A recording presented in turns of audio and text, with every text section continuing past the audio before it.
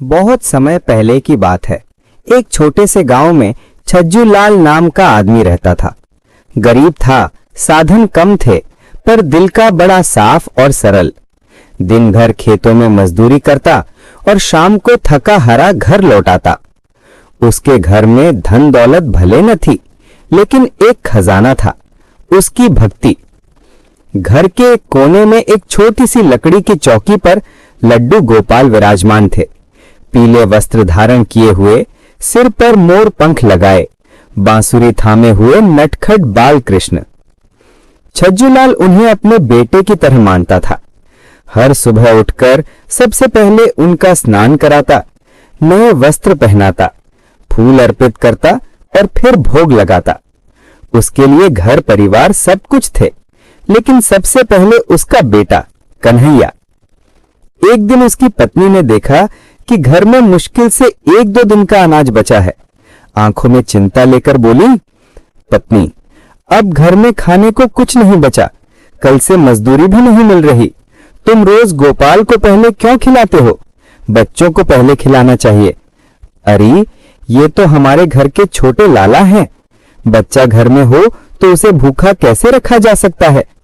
मैं गोपाल की सेवा करूंगा तो भगवान खुद हमारी सेवा करेंगे। पत्नी चुप तो हो गई, मगर मन की चिंता बनी रही। कुछ ही दिनों में गांव में भयंकर अकाल पड़ गया। कुएं सूख गए, खेत बंजर हो गए, मजदूरी बिल्कुल बंद हो गई।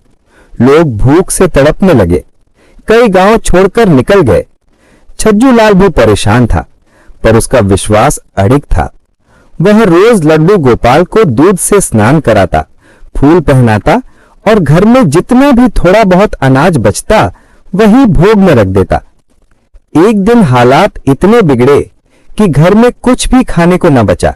पत्नी गुस्से में फूट पड़ी, पत्नी, बस अब बहुत हो गया। हम भूखे मर रहे हैं और तुम उस मूर्ति को खिलाते जा रहे हो। अगर यही भगवान हैं तो क्यों नहीं हमारा पेट भरते?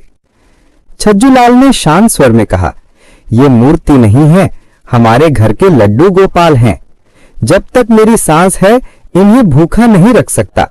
देखना, ये हमें कभी निराश नहीं करेंगे। उस रात छज्जूलाल ने गोपाल के सामने बस एक सूखी रोटी और पानी का कटोरा रख दिया।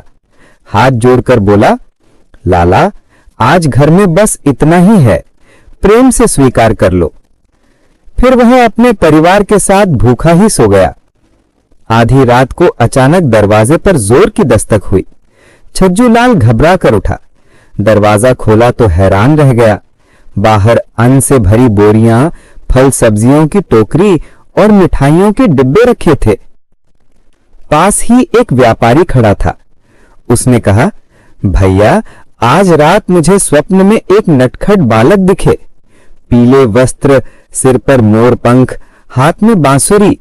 उन्होंने कहा, छज्जूलाल के घर अन्न पहुंचा दो। मैं समझ गया कि ये दिव्य आदेश है, इसलिए सब लेकर आया हूं। छज्जूलाल की आंखें आंसुओं से भर आईं। उसने व्यापारी को धन्यवाद दिया और भीतर जाकर अपने प्रिय लाला के चरणों में सिर रख दिया। वह जान गया कि यह सब लड्डू गोपाल का ही चमत्कार है। सुबह जब यह समाचार गांव में फैला तो लोग छज्जूलाल के घर उमड़ पड़े। सब बोले, देखो, सच्चे भक्त के घर भगवान खुद अन्न पहुंचा रहे हैं। आस्था कभी व्यर्थ नहीं जाती।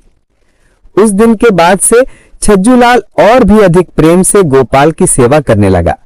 गांव वाले भी उससे सीखने लगे कि संकट चाहे जितना बड़ा हो, अगर भक्ति और विश्वास अडिग है तो भगवान स्वयं अपने भक्तों की रक्षा करते हैं। कथा का संदेश, भगवान अपने भक्तों की परीक्षा जरूर लेते हैं, लेकिन आस्था, प्रेम और धैर्य रखने वालों को कभी निराश नहीं करते।